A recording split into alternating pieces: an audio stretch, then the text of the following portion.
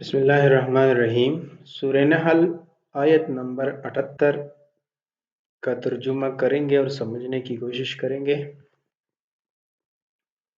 वल्लाहु अखरजकुम मिन बुतूनि उम्महातकुम ला तालमून शैआ वजअल लकुमुस समअ वल अब्सारा वल अफइदा लअल्लकुम तशकुरून।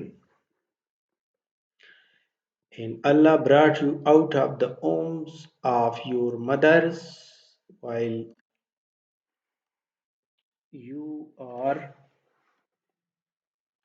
know nothing,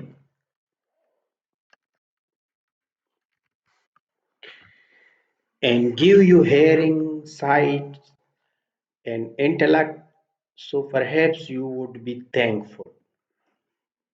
इसका उर्दू तर्जुमा इस तरह करेंगे, वल्लाहु अखरजकुम, और अल्लाह ने आपको पैदा किया, आपको निकाला, आपका इखराज किया, मिन बुतूनि उम्महातकुम, आप लोगों के माँओं के पेटों में से। ला तालमून शैआ, उस वक्त आप कुछ भी नहीं जानते थे। वजअल लकुमुस समअ, और आपको दिए समअ, सुनने की सलाहियत,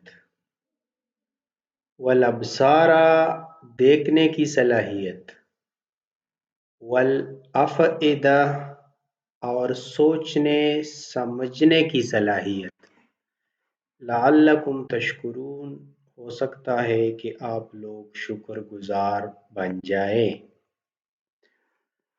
बाज लोग इसका तर्जुमा ऐसे करते हैं, वजअल लकुमुस समअ, आपको कान दिए, वल अब्सारा, आंखें दी, वल अफइदा, और दिल दिया।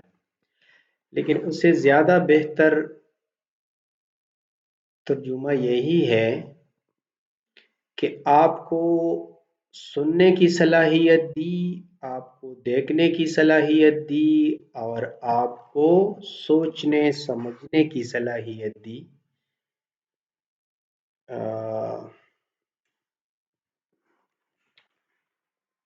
तो हो सकता है कि आप लोग शुक्रगुजार बन जाएं। तो जो सोचने, इसमें अब देखें, सोचने और समझने की सलाहियत में दिल और दिमाग दोनों आ जाते हैं।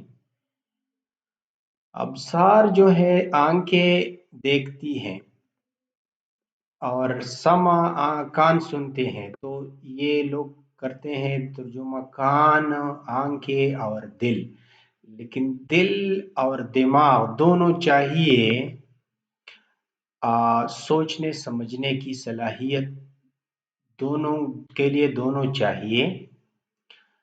साइंटिफिकली तो लोग ये बताते हैं कि जो दिल है ये सिर्फ एक पंप है जो बदन को खून मुहैया करता है, सिर्फ एक पंप है, और दिल और कोई काम नहीं करता।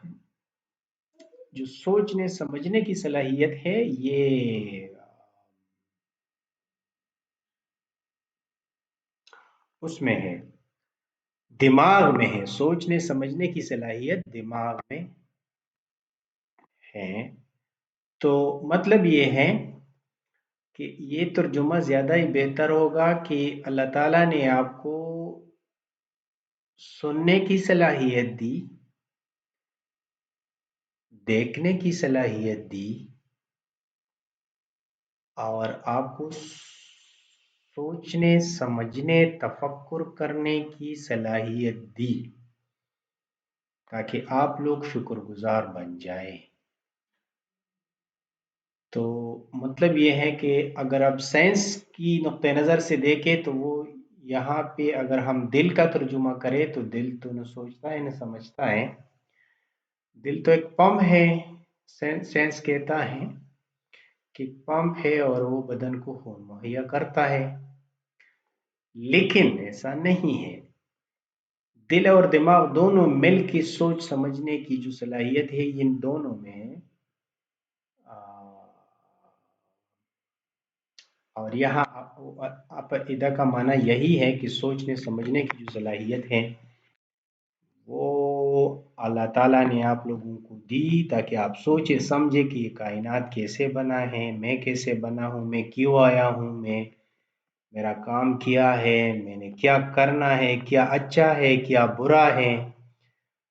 اور اور آنکھوں سے آپ دیکھتے ہیں تو اگر آنکھیں نہ ہو تو بہت ساری چیزوں سے انسان محروم ہو جاتا ہے۔ دنیا تو بہت خوبصورت بنی ہوئی ہے، تو دنیا کو دیکھنے کے لیے آنکھیں چاہیے۔ دوسری بات یہ ہے کہ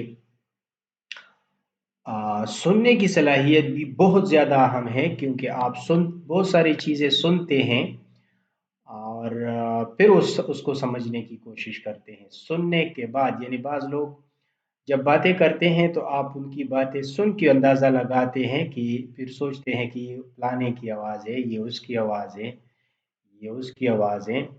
دوسری بات یہ ہے کہ آپ اگر کوئی آفت آنے والی ہے تو وہ آپ سنتے ہیں، دیکھتے ہیں اور سنتے ہیں، اور پھر اپنی مدافعت کے لیے سوچنے لگ جاتے ہیں۔ تو یہ تینوں چیزیں بہت زیادہ اہم ہیں، اس لیے اللہ تعالیٰ کہتا ہے کہ میں نے آپ کو اپنے ماؤں کے پیٹوں سے پیدا کیا۔